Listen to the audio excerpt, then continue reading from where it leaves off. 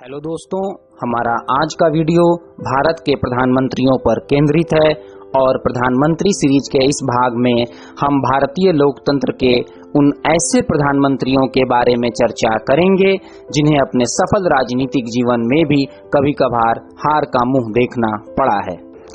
आज प्रधानमंत्री सीरीज की इस कड़ी में सबसे पहले हम चर्चा करेंगे आयरन लेडी कहे जाने वाली राजनेत्री इंदिरा गांधी की। विरोधियों द्वारा 1971 के लोकसभा चुनाव तक गूंगी गुड़िया कहे जाने वाली इंदिरा गांधी ने अपने आक्रामक अभियान से विरोधियों के दांत खट्टे कर दिए। उनकी पार्टी कांग्रेस को 2/3 से भी ज्यादा यानी 352 सीटों पर जीत मिली।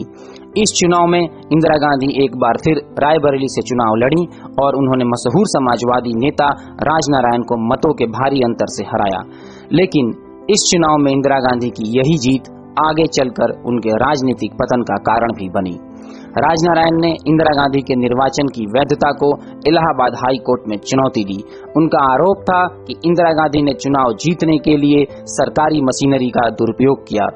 कोर्ट ने राजनारायण के आरोपों को सही पाया और इंदिरा गांधी के चुनाव को अवैध करार देते हुए उन्हें 5 वर्षों के लिए कोई भी चुनाव लड़ने के लिए अयोग्य करार दे दिया।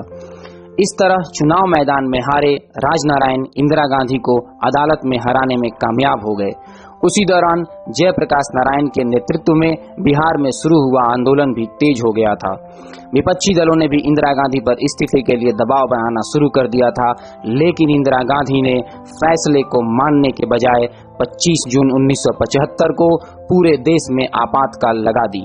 ऐसा कहा जाता है कि उन्हें आपातकाल लगाने की सलाह पश्चिम बंगाल के मुख्यमंत्री सिद्धार्थ शंकर राय ने दी थी। इस सब की परिणति 1977 के आम चुनावों में इंदिरा गांधी और कांग्रेस के ऐतिहासिक हार के रूप में हुई। इस चुनाव में जनता पार्टी का चुनाव चिन्ह भी नहीं मिल पाया था, जिसकी वजह से पार्टी ने भारतीय लोक दल के चिन्ह हलधर किसान पर चुनाव लड़ा और 298 सीटें जीती और इंदिरा गांधी रायबरेली से जनता पार्टी के दिग्गज नेता राजनारायण से करीब 55,000 वोटों से चुनाव हार गईं। प्रधानमंत्री सीरीज के इस कड़ी पर दूसरे नंबर पर चौधरी चरण सिंह हैं।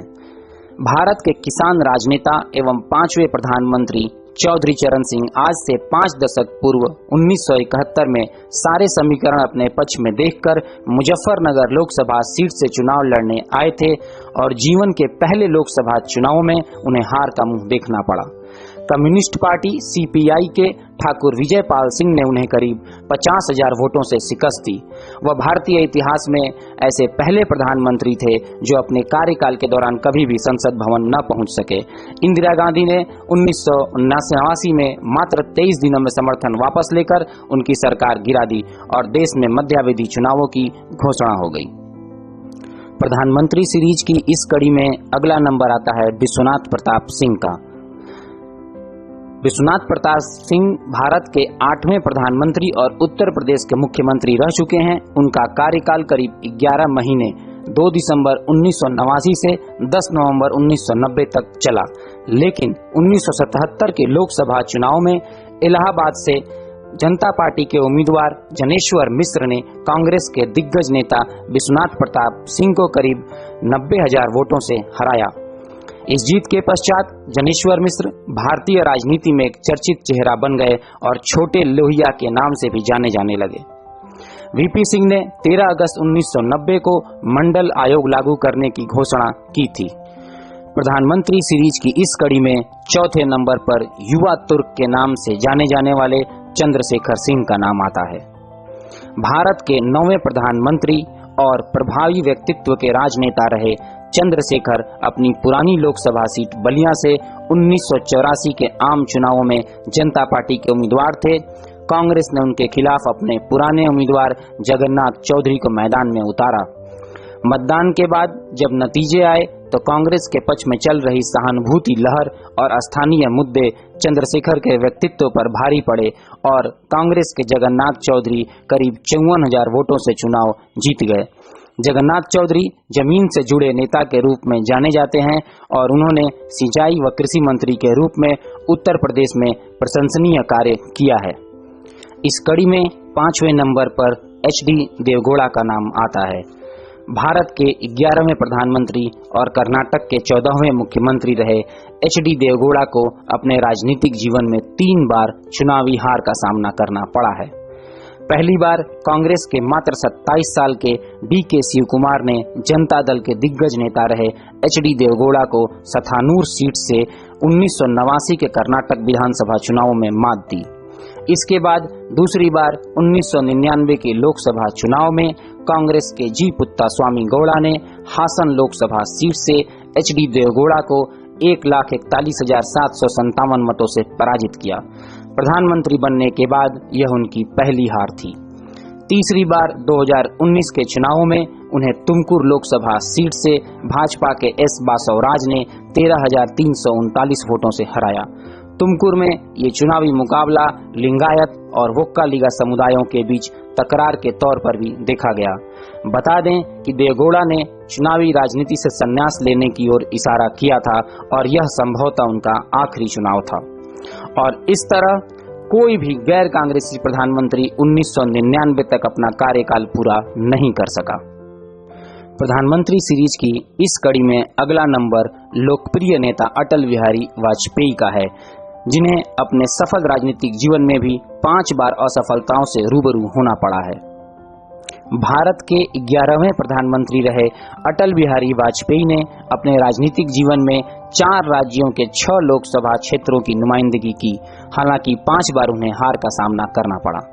लोकतंत्र के सजग प्रहरी अटल बिहारी वाजपेयी उन शख्सियतों में शामिल हैं जिन्होंने अपनी जिंदगी में कभी हार नहीं मानी। अपने जीवन के पहले लोकसभा चुनाव में हार के बाद वे बैजू बावरा फिल्म देखने चले गए थे। 1955 में उन्होंने अपना पहला चुनाव लड़ा था।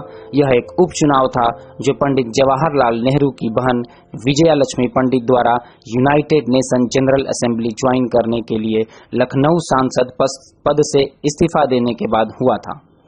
जब 1955 में हुए इस लोकसभा चुनाव के नतीजे आए तो अटल जी सिर्फ चुनाव ही नहीं हारे थे, बल्कि वे तीसरे नंबर पर थे। कांग्रेस की शिवराजवती नेहरू से जनसंघ से चुनाव लड़ रहे अटल बिहारी वाजपेयी को हार मिली। उन्हें सिर्फ 33,986 वोट मिले। वाजपेयी के हाथ पहली बार सफलता 1957 में लगी। 1957 में जनसंघ ने उन्हें 3 लोकसभा सीटों लखनऊ, मथुरा और बलरामपुर से चुनाव लड़ाया। लखनऊ में कांग्रेस के पुलिन बिहारी बनर्जी ने जनसंघ प्रत्याशी अटल बिहारी वाजपेयी को 12,485 वोटों से मात दी। मथुरा में उनकी जमानत जब्त हो गई और उन्हें राजा महेंद्र प्रताप सिंह के हाथों हार का मुंह देखना पड़ा। हालांकि बलरामपुर सीट से चुनाव जीतकर वे लोकसभा पहुंचे। वाजपेयी तीसरे लोकसभा चुनाव 1962 में लखनऊ सीट से उतरे और कांग्रेस के वी.के. धान से उनका मुकाबला हुआ और यहां भी उन्हें 30,017 वोटों से हार मिली। इसके बाद 1967 में वे फिर लोकसभा चुनाव लड़े और जीत नहीं सके।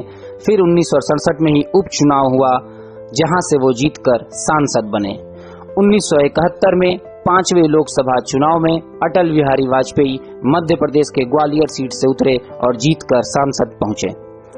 1984 में अटल बिहारी ने मध्य प्रदेश के ग्वालियर से लोकसभा चुनाव का पर्चा दाखिल कर दिया और उनके खिलाफ अचानक कांग्रेस ने माधवराव सिंधिया को खड़ा कर दिया, जबकि माधवराव सिंधिया गुना संसदीय क्षेत्र से चुनकर आते थे। सिंधिया से वाजपेयी 2.25 लाख वोटों से हार गए और इसके बाद वाजपेयी ने लखनऊ को अपनी कर्मभूमि बना ली और 1991, 1996, 1998, 1999 और 2004 का लोकसभा चुनाव लखनऊ सीट से जीतकर सांसद बने और देश का सफल नेतृत्व किया। प्रधानमंत्री सीरीज की इस कड़ी में आखिरी नंबर पर 2004 से 2014 तक भारत के प्रधानमंत्री रहे डॉक्टर मनमोहन सिंह हैं। भारत गणराज्य के 13वें प्रधानमंत्री रहे डॉक्टर मनमोहन सिंह एक अर्थशास्त्री भी हैं।